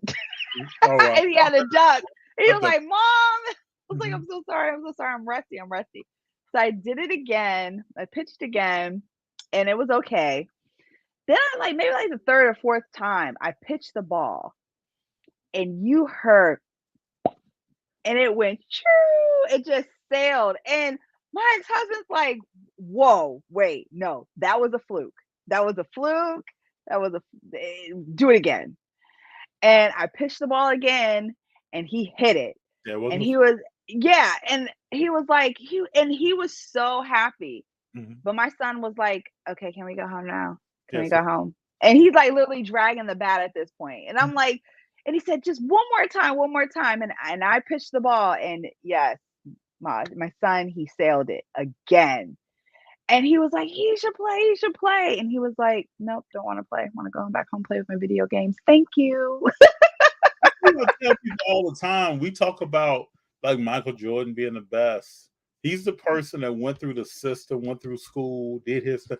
I've seen some, I don't know if I saw Michael Jordan, but I've seen some basketball players and people doing different things in person. She's like, well, why didn't you do this? I've definitely seen some baseball players. Well, I didn't like the coach, or this it really didn't interest me. And I've met a lot of good athletes who don't like competition. It's out there. Interesting. Yeah. I played in college with guys, at least 4 guys on the team that never watched football. They had no interest in watching football. If you came up to them and started naming players at the time, Jerry Rice, Barry Sanders, it's a blank look. Yeah. Who are you talking about? But they love playing the sport. So that's all different types. It's all different types out here. I mean, it is, and you can never underestimate anybody, because you would look at my older son and you'd be like, "What? You really can?" And it really made me think, like, gosh, like, what else is he really good at? But sometimes it's not what they're good at; it's what they want to do. Interesting. And he ran cross country, and he was a distance runner, and he loved it, absolutely positively loved it. And it's just, the people that we raise. I think that's a reward of being a parent too, because it's like, he loves hiking, he loves photography, just them coming into their own and actually doing things that they like to do, that bring them pleasure, which also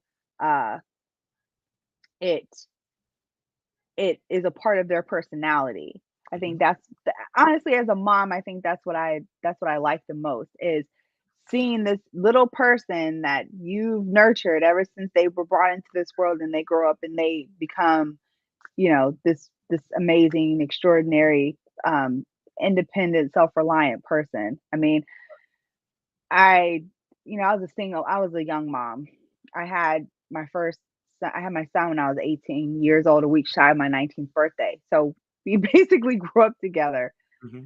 But just seeing how independent he is, how much of a self-starter that he is, that he loves nature. He's a kayaker. He is a hiker, and just all of the things that he's done. And he's just overall just a good person, a good, wholesome person. Mm-hmm. I feel like after all of the education that I've received, even the opportunities that I get, me seeing him be successful and happy, because that's important, right? Very. Him being happy with himself and being able to make good decisions is probably one of the best achievements that I think I've had in my life. I can understand. I can see that. My kids are younger. It's big for me to let them choose what they want to do. My father did that for me. I'll tell a story. So I go freshman year, the year that I played varsity. Right? It doesn't start. You played varsity your freshman year? Yeah. What? But it didn't start that way. So I go to practice. We're doing a lot of running. Tonya. For me, it was like, wow, we're doing a lot of running. So I go doing a lot of running. And it's hot. Oh, okay, Denzel Washington from Remember the Titans. Yeah, a lot of running. So I go home and tell my father, I come to the living room and say, hey, I'm thinking about something. He's like, what's that? He's still watching TV. He's kind of listening to me. I said, well, I'm thinking about quitting football. And he was like, why is that? I was like, well, it's a lot of running going on. And now they're talking about lifting weights. I don't know about that. Tonya, my freshman year, I was 6'1", just slightly over. I'm a grown man. Just slightly over 250 pounds. Grown man at 15. At the time, I didn't even think about, you don't think about your size compared to another kid that's in your class and all that. You don't think about that. So I wasn't even thinking about that. So my father tells me this. He says, this is what I want you to do. I want you to get up and go and look in the mirror in the bathroom. Look at yourself. Ask yourself a question. You're darn near a grown man right now, physically. Mm-hmm. You're going to quit on something that could take you through school. You may not have to pay for a portion of school or any of. Nobody's talking about NFL. My parents weren't Academics came first, sports came second. But he's like, you could travel, Awesome. you could do a lot of different stuff if you dedicate yourself to something about you. You also gonna get in better shape, probably gonna have better health while you're doing what you're doing. Look in that mirror, and if you see if that person looking back at you, you see that person stopping this, then that's what you do. You won't hear anything else from me. I'm not gonna say anything else about it. But I also know that you can't go through life stopping and starting something because you got to do a lot of running. So, I love it. So then he put his TV on mute, and after he hit me with a lot of running, he put the TV down back on, turned in his chair, went around back to watching TV. I got up, went in the bathroom, looked at myself in the mirror. I was probably in there for 3 to 5 minutes, asked myself some questions. I came out and sat down. He was like, "So what are you gonna do?" I said, "Well, I'm gonna play football." And I played football from freshman year of high school to senior year of college. And when we went to college, I remember my freshman year. I tell the story around here sometimes. People probably don't want to hear it. But my freshman year of college, there were 23 days in a row over 100 degrees. And we had a coach that had us doing Tonya. What I thought was a lot of running at 15, we were running. And he always said, my linemen are never going to get tired in a game. So we were running in the middle of the day. We had a coaching change later. Well, another coach let us run after 6 p.m. after the sun went down. This coach, you were running in the middle of the sun. And what his idea was this to continuously give you water. And the way the human body works, typically, if you have a lot of water coming in, you don't feel heat exhaustion. You don't feel certain things. You may cramp up later. But while that practice is going on in your 20s, you're still moving. So even then, I never thought about, going to school and playing ball. It wasn't an option. So I think he just taught me something in that instance that if he was maybe built different or gave me different advice or just said, okay, I mean, I don't know. A lot of things would have been different. But even if my sons came to me and said they wanted to start something, finish something, or end it early, I just got to ask them questions. Why? If that's what you really want to do, then at some point, let's talk about what you're interested in that you're going to start and take it all the way from A to Z. Because that's what I want to be in the stands rooting for, or sitting somewhere cheering you on, or you just know I'm there while you're reciting a poem, or whatever it may be. But we got to get to that A to Z at some point. And I think that's what he taught me that day. And that, I mean, it just goes to show that the process of thinking through a situation and how important that really is. And I think that that's something that our parents definitely made sure when we were growing up. I mean, gosh, I could still hear my mom. So what are you prepared to do now? What are you prepared to do next? And I'm like, why does she keep asking me that? But it was our parents' way of helping us be able to problem solve and be able to troubleshoot and figure out which path and which way would be the best way to go. And also the pros and cons of if we choose to do something, what it would be like. I love the fact that your dad says a lot of running. Because he's like, yo, it is that is what it is. You're going to be running. But the summer before that, after 8th grade, he would tell me all the time, hey, let's go to the park. Let's do some Your dad did? Oh, yeah, let's do that. And I'm like, I don't need to do all that. I'm good. Then we get to the real running. We were running probably at the time, you're 15. We're probably running like 3 miles a day. On and off. Gosh, yeah. And then it's hot and you're like, what? You've never done that. It is what it is. I mean, it's a part of, I think it's a part of maturation, facing some kind of adversity. I also think that our parents knew. I don't know your parents, but I'm listening to some stories you're telling me. I think they knew that our generation was very important. Our generation is very important in the progression of things. Yeah. I think, and I also think that, let me tell you, my mom, Yeah, she was just very straight up. She was straight up. I mean, to the very blunt, straight to the point. Mhm. And she would tell me, she'll be like, there are going to be people who don't like you because of your skin color. Mhm. There are going to be people who don't like you because they don't like themselves. Like, you have to work extremely hard. You have to make sure that, I mean, were they like on education? Yeah, they were.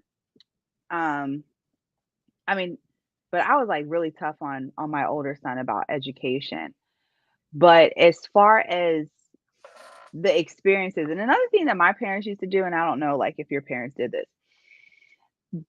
they realized that it took a village to Mhm. raise a to raise your kids. They really believe that. There were times where there were so many people that were very intricate in my life that were friends of my parents. That they are now honorary, because when you're in a military family, you're like away from your actual family. So the people that are in the military, like with your parents, they become extended parts of your family. Mhm.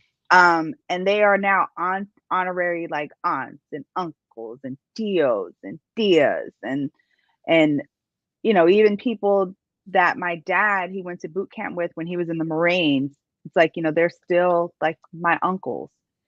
And they would like let me, and the crazy thing is that they would let me like spend time with them, whether it is to like go to the store, stay the night at their house. And I learned so much from other adult people that were my parents' friends, Mhm. that has helped me be the person that I am. And of course, like everybody like has a tough time with growing up, but it was so much better to navigate it when you had like my godmom was like one of the most like strongest women that like I knew. And she was so like smart, like intellectually. Like she would ask you things and you would be like, "What are you like? What level are you on?" And I'm like 10 years old, like, "What? Why are you asking me that?" But she was so big on understanding the reason why things work and how things work. And I remember she was going to school to be she was in school to be a lawyer, and she started out in community college. And she was the one who took me my very first time to actually sit in a college classroom. And Oh, I that's was cool. like maybe like about 11 years old. That's cool. And I would just sit there and just watch this amazing Black woman. And she's like, challenging the professor, at the time, and I was just like, wow, like she's so smart. Like she's so like this Mhm. is like the most one of the inspirational things like ever. Because too often like kids, they may look outside like a celebrity or something like that. Yeah, true. But I really feel like what's lacking now is that kids are having a hard time finding somebody within their own community that they can look up to. But I had that growing up, and that was just like so important. And as they now are getting older, and I'm getting older as well, and I just have those conversations with them, and I thank them all the time. Um, and I really feel like I need to call and check in on them more. But it was just amazing, the people that my parents. And you grow up as a parent, you feel like when you're being a parent, you're like, oh yeah, well, I'm going to be the one to be able to provide my kid like with all the knowledge that they need to know. And that's impossible. Yeah, I don't It's think it works like that. impossible. Yeah, it doesn't work like that. But my parents realized how important it was to actually like, not saying that they didn't know something, but when there was, gosh, like the extraordinary things that their friends like experienced. Like my dad's friend, which he's my tío, he was from Cuba. Mhm. And one day I remember I don't know where I was. I don't know if like I went to their job or if we were in the house, but he literally sat there and told me the history of like what it was like to live underneath the rule of Fidel Castro and everything. Like he said, look, when I chose to come to the United States, he was like, I left Cuba and I left everything behind. There was no way that you can go back. And he was like, and I did. He said, I just, okay, there's no going back for me. And he did. And he joined the military and gosh, him and Yeah. him and my tia have been married for a very long time. And they're amazing, extraordinary people. And this was the man when my father got sick. He drove all the way from Georgia to be with him. And me knowing who he was when I was a little girl, to actually see him be there for my dad in the very, very end, and also be able to comfort me and my mother and my family. The extraordinary man that he is. I mean, you could just, when people are made of just this stern stuff of being the innards of a person, it shows. That's and true. it will change. It can change somebody's life. It That's true. definitely can. So I want to say shout out to Theo Nestor, and I want to say shout out to my Uncle Scott, because even though my dad's not here anymore, these two men in my life, they definitely helped me, and I can still call them today, navigate whatever it is that I'm going through. And I really thank my mom and my dad for that. That's great. I'm glad you told that story. That is Yeah. great. I remember as a kid going, like we talked about, going to Mississippi. There were 3 women, and I talk about them in this house right now. To Junior, Greg, Haley, and Robert. Robert's looking, but he's listening. 3 women, Aunt Alberta, Alice, and Aunt Thelma. Alice was my father's mother, or is my father's mother, and she taught me a lot. But Thelma and Alberta was my grandmother's first cousin, but they grew up in the same house, so they really were sisters. Mm-hmm. Thelma was a friend of the family that they basically grew up with as well. She was family. We all knew her as Aunt Thelma. Aunt Thelma was the first African-American woman in the state of Mississippi to get her master's degree in education. Love it. Yes. She was the person that was on me. If I was in a car with her and I'm driving with her and I'm riding with her, she was on how I was pronouncing my words. What was I saying? And she told me, young age, she told me one day in the car, she said, you're going to grow up to be a big guy in stature. And people are going to think they can put you in a box. That's why I always talk about a box on this show or anywhere else.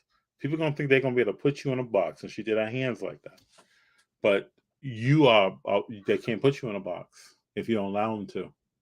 So you got to carry yourself in a certain way. Speak. People are going to be looking at how you carry yourself and how you talk and what are you talking about. And she was always about education.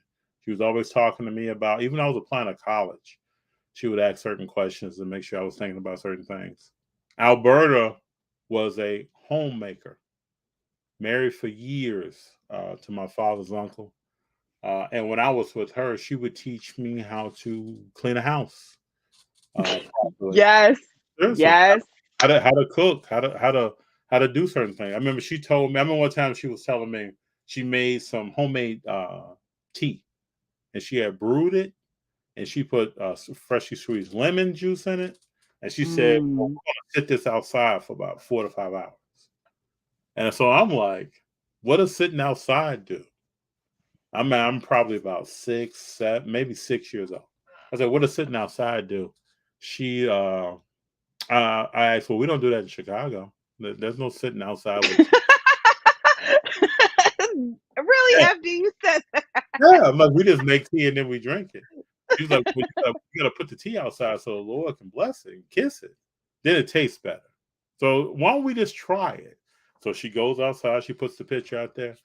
And my son does this now. He doesn't really know where he gets it from. But I probably sat in the window for at least half that time just watching that TV. Mm-hmm. Just to see what is she talking about. She brings it back in. She lets it gets the room temperature. She pours it over some ice and says, "Why don't you go ahead and drink that?" And Tonya, I never questioned the woman after that. Awesome. Never questioned her. And my grandmother was the person who Have you been able to duplicate it? I can't duplicate what ain't Alberta. No, I can't do it. She was a special person. I can't do it. But she was one of the first people that told me about. She always liked the way I listened to the details that she gave me. And she knows if she asked me to do something in a particular room, as far as cleaning or doing something that she had just taught me, and she left that room, that's what I was going to do. And she was like, you got that from your father, because he was like that when he was young.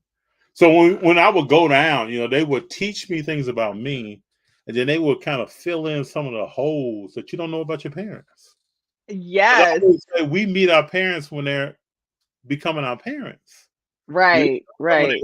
12, 15, 18 coming up. And so these individuals will fill in those holes and tell me stories about different things. And that's why I love them so, because they were just influential. You got somebody that's always talking to you about school. You got someone that's talking to you about what's your makeup. And then my grandmother was the person that kind of brought it all together, because she was always on your conduct. I talked to my son about that. She would use that word. Conduct. What? Oh my gosh. How you carrying yourself? What are you doing? So she was kind of glue between these two people to really bring it home. And then she would also tell me stories about my dad, my uncles, and different things that happened back in the day. I think that side of the family for me were a lot of big storytellers. They would pat you in, because I remember when I started. Get it from? I think so. Yeah. I hope that's what it's a blessing to even think that. You grow up, you think those people on a whole nother plane. It's to even be going down that road feels good, because I remember when I started doing Ancestry.com, and when I got to my father's side of the family, I was just plugging names in, because you knew them all. Wow. Okay. I'm just plugging them in. Things are matching up. Where I was told they lived or who they married, things are just boop, boop, boop, plugging it in. That's awesome. Oh my gosh.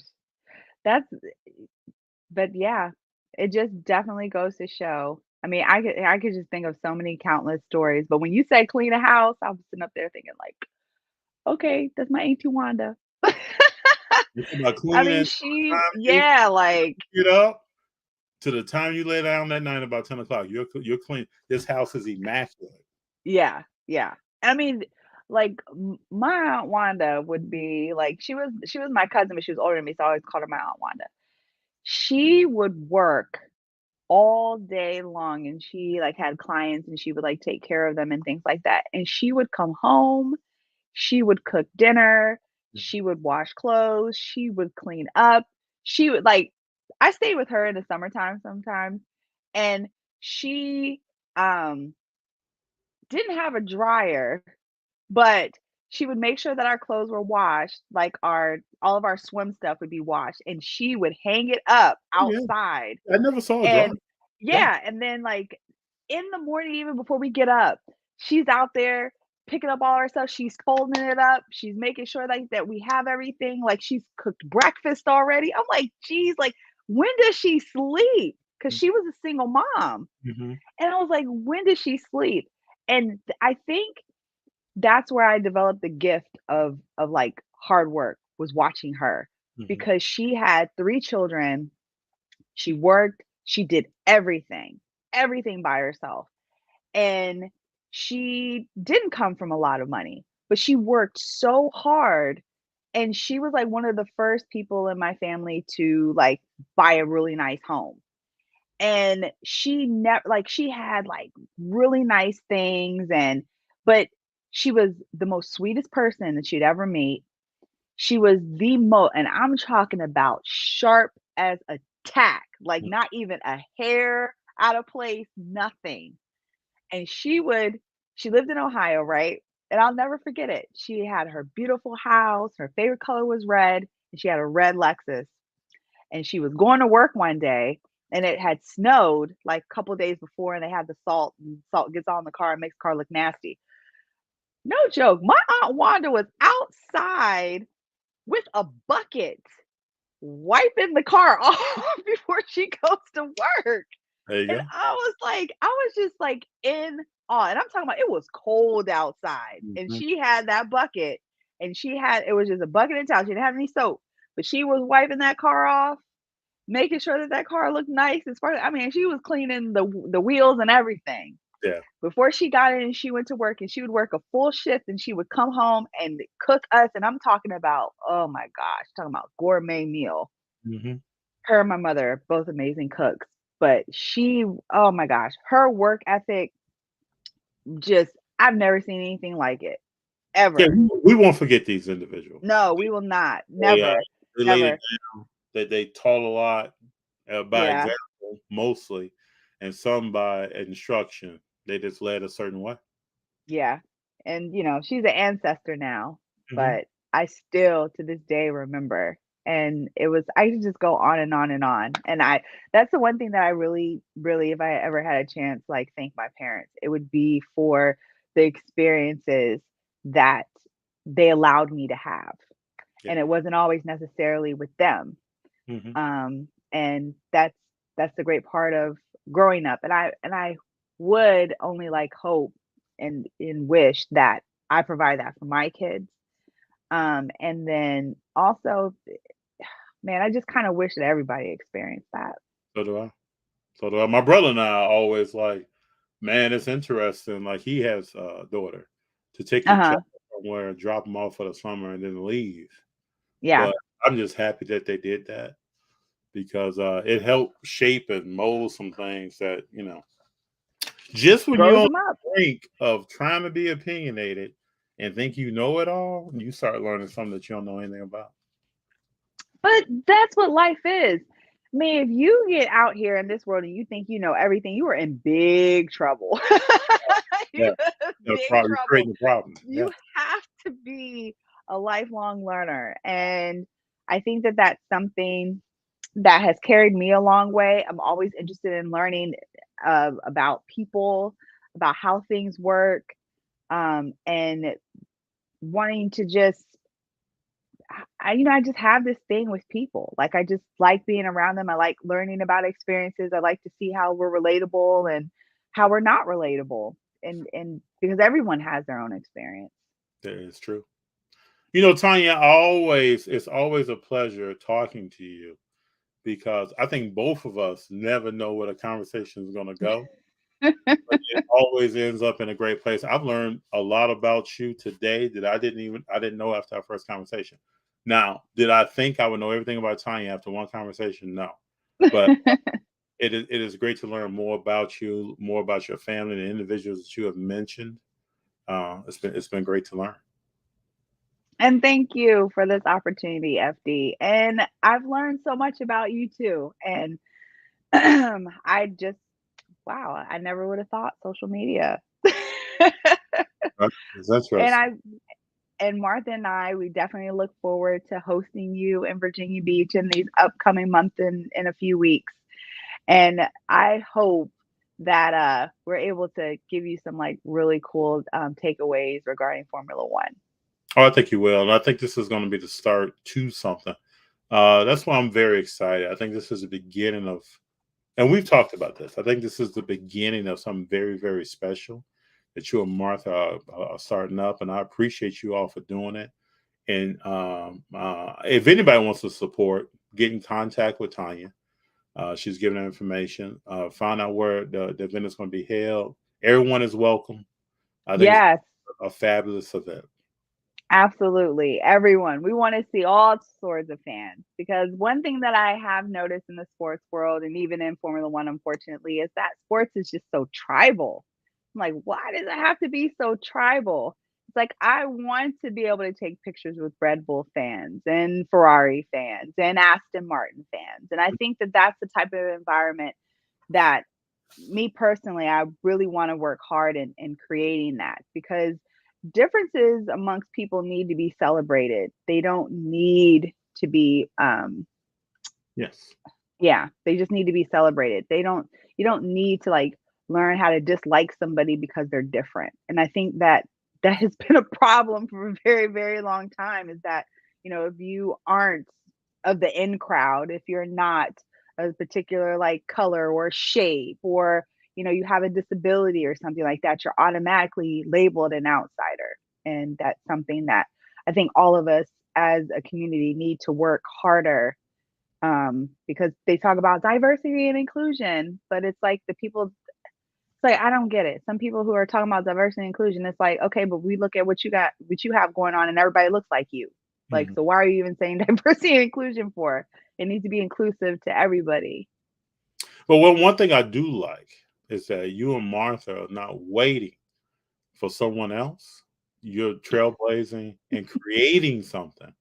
And I think a lot of times when people see folks that are creating things, it plants a seed that sometimes you got to get up and create something. Yeah, a thing is That's what my right. friend calls it. Whatever this thing is, we have to create it. You got to create it and then establish it and then grow. Yep. We will. Tonya, I And really thank you, FD. Thank you, ma'am. I really appreciate you all the time. And you know, this ain't gonna be the last time you're gonna be on here now. No, and you know what? I'm excited because we're gonna create some content. It's gonna be on your page. It's gonna be on my page. It's gonna be some like really, really cool stuff surrounding our Formula One event. And good luck. I want to say good luck at being the host. It's gonna be the one. It's gonna be the first of many. I'm sure of that. We're gonna bring a lot of energy. G and I are both very excited. We're gonna bring a lot of energy to this. It's something we talk about trying to create something. It's something that I think people have talked about. What I love about Union is that they try to stretch the envelope on stuff and be creative. Good. And they support things, and then we have good conversations amongst each other. So I think we're gonna try to engage people. And that's good. I like it. Yeah, and I'm just excited to let people see how we're going to engage people, because those who are coming are extremely important to the overall event. The event is not more important than the people. I agree. But we're going to engage people and try to have a lot of fun. I know I have some cards that I'll be handing out to the youth. Nice. Oh, yeah, I got a bunch of cards. John Batterson is a wonderful individual who sent us a whole box of cards, and probably 85% of that box, I'm looking for the box, I don't see it. 85% of that box is to give out to our young people. So that's what we're going to be doing. We're going to be all around. If you're on that entry line and you're coming in, we're going to be engaging you, and we're going to be all throughout the show talking to vendors and all different types of people, and just trying to have a good time. That's great. And building that community is so important. And I think that the more of us that want to build communities, either on a grand scale or even on a small scale, that's what's going to help with everything that we've been going through and bringing together people of all different like cultures and backgrounds and stuff, is just building that community. So, all right, FD, I cannot wait to see all of the footage. It's going to be awesome. Yes, ma'am. And thank you once again for letting me roll with FD. Thank you very much, Tonya. I appreciate your time. Absolutely. I'll talk to you soon. You be safe out there, and I'll see you even sooner. Okay? You have a good one. All right. Bye, everybody. Bye.